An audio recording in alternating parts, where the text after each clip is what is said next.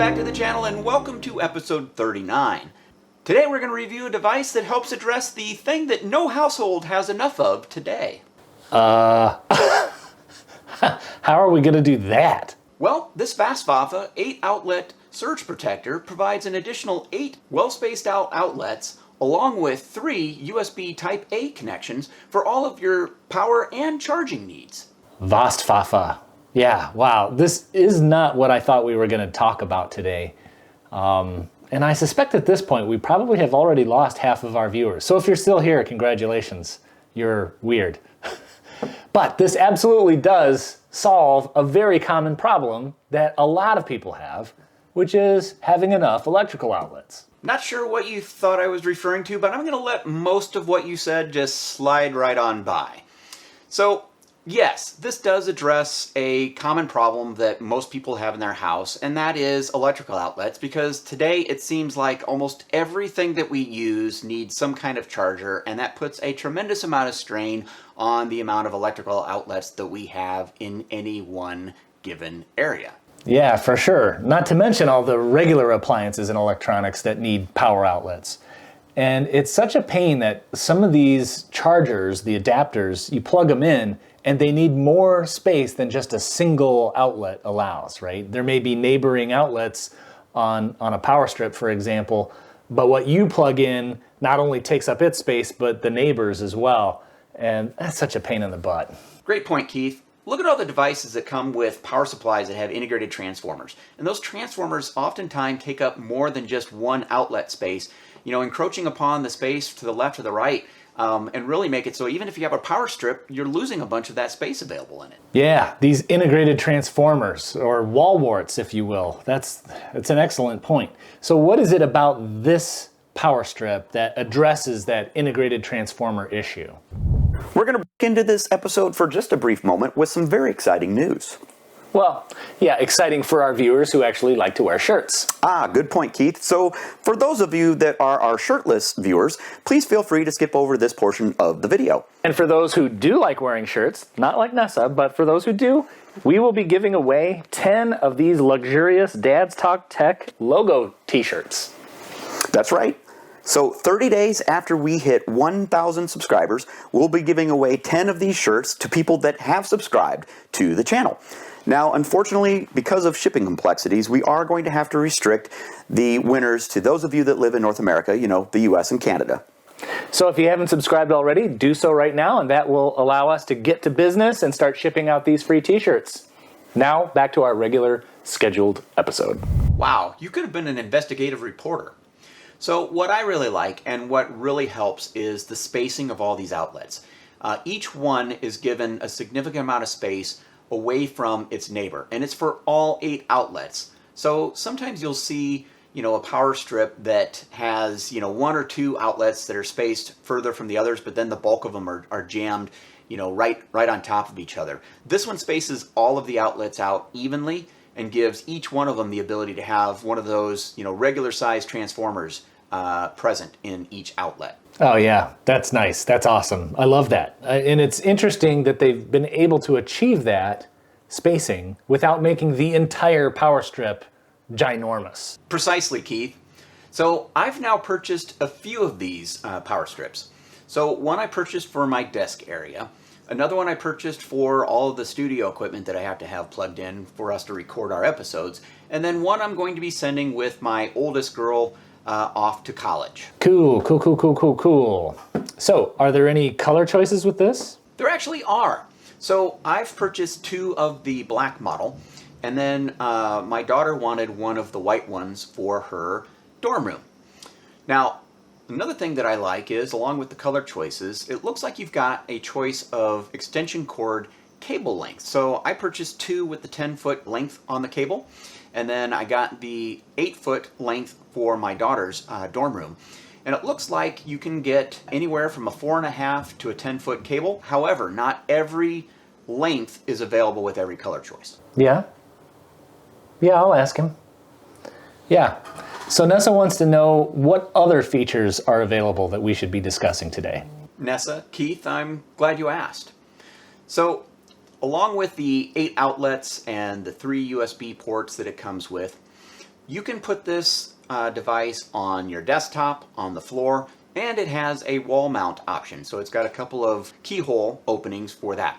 Now, the only real downside that I found are the screws that they provide for wall mounting. I wouldn't trust them at all. They're just not long enough.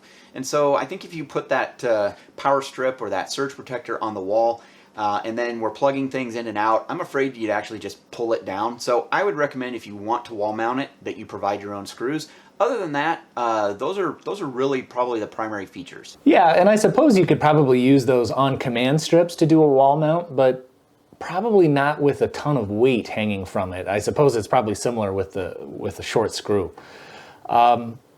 But I do have a couple of questions or a couple of points to address. First, I noticed you have these USB Type A ports built in, and I'm curious about those, if they're super weak and can barely maintain a slow charge, for example. That's kind of one question. And then the second question is, I noticed this is called a power strip and not, or a surge protector rather, and not a power strip. So I was wondering if you could address that aspect as well. Those are some great questions, Keith. So let's start off with the USB Type A ports. Each one is capable of 5 volts and 2.4 amps. Now, cumulative between the 3 ports, we only have 3.4 amps available. So if we were to put 3 fast charge capable devices, for example, on each of those ports at the same time, we're not going to get their full charging capacity on each and every one. So the power strip also will auto sense the amperage that a device it's charging is capable of. So if something's only going to be able to use an amp, that's what it's going to provide. So it will auto sense that. To address the topic of surge protector versus power strip, you can think of a power strip as basically just providing additional outlets with no protection. The surge protector, on the other hand, what that's going to do is absorb a certain amount of energy, and every device is different. They'll have a rating for that.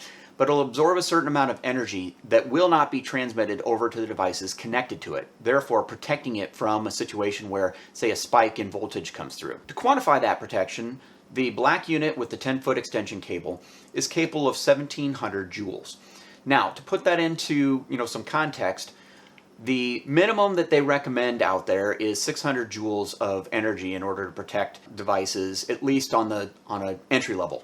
On the high end of the scale, you're going to see devices that can protect up to, say, 5,000 joules. So this falls, not quite halfway in the middle, but does provide, something well above what the minimum that they recommend you use. Yeah, this is really bringing back memories here. We're going down memory lane. I remember all the way back in episode 2, best title of an episode we ever had, called Only Sexy in the Dark. And in that one, you reviewed the uninterruptible power supply, how that works for a specific unit compared to a surge protector, compared to a power strip. So that was good. We'll probably put a link up here. You should find it. And you can go check out episode 2 if you're interested in that. And then I'm not sure, I think it was episode 28. Bruce, you'll have to confirm, or maybe we can put the link up here, and it probably will be 28.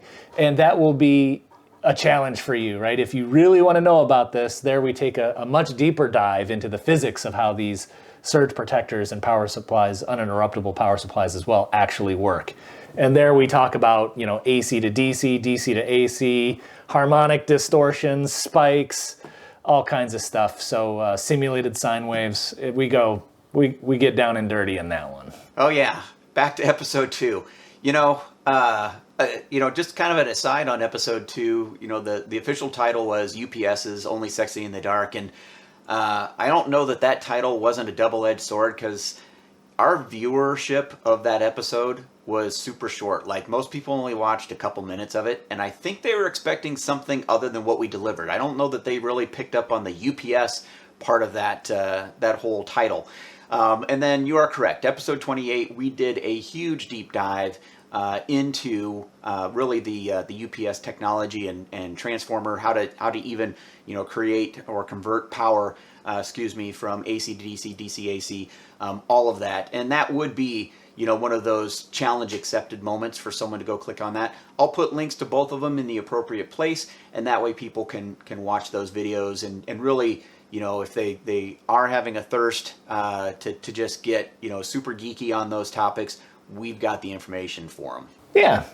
So getting back to this episode, I have just a couple more questions, right? So, I'm very curious how you stumbled upon this precise device, this exact surge protector for the review. I mean, we're not doing sponsored videos yet, right? So whatever we chose was completely up to us or completely up to you. And out of the vast array, Vastfafa, I am liking this name.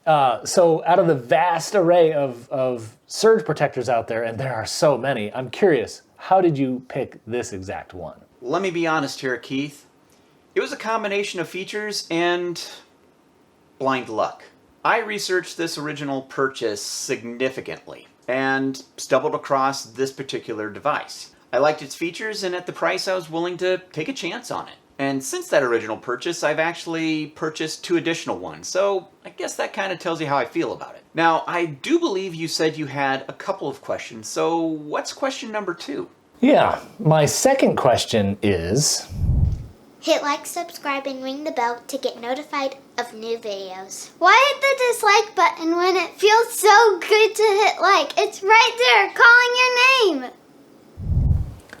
Are we going to give this the Dad's Talk Tech seal of approval?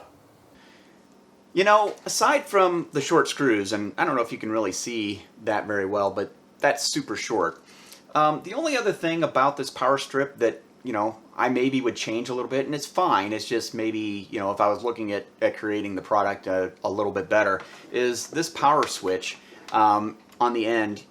It could be kicked. Now, there is a little bit of a, if you jostle it, it doesn't just automatically flip over, so you really have to give it a good press. So maybe it's not going to get kicked quite as easily as some other power strips would have, but I'd like to see that maybe recessed a little bit so that you actually had to kind of reach your finger in order to turn the power off on it. So other than those 2 things, I really like this, including, the various power cable lengths that you can order it with. Well, I think I was looking for a kind of a yes or no answer to that question, but I'm assuming that all of that equates to a yes. Yes, sorry about that. I guess that's my version of a yes. But you know what we're not going to beat around the bush about? No. What is that? The end of this episode. Yeah, I didn't see that coming. Well, actually, I kind of did see that coming, but I just didn't want to acknowledge that it was that time already. I should mention that there are affiliate links below. So these links, if you're interested in these surge protectors that we were covering, or any surge protector or whatever, if you click on those links, it actually will help us out. It will help our channel out, and it actually doesn't cost you anything extra at all. So think about that. Yes, and since you've made it this far, and if you haven't already done so, please consider subscribing now. Yeah, and if you didn't hit the like button, like we asked you before earlier in the video, go ahead and do that now. I mean, after all, you're actually still here. It's possible that you're asleep, but if you're not, go ahead and hit that like button. It really does actually help the YouTube algorithm. Apparently loves it. And also, don't forget to ring the bell, because then you'll get notified when a new episode appears. Well, for Bruce and Keith, thanks for joining us, and you'll see us on the next episode of Dad's Talk Tech.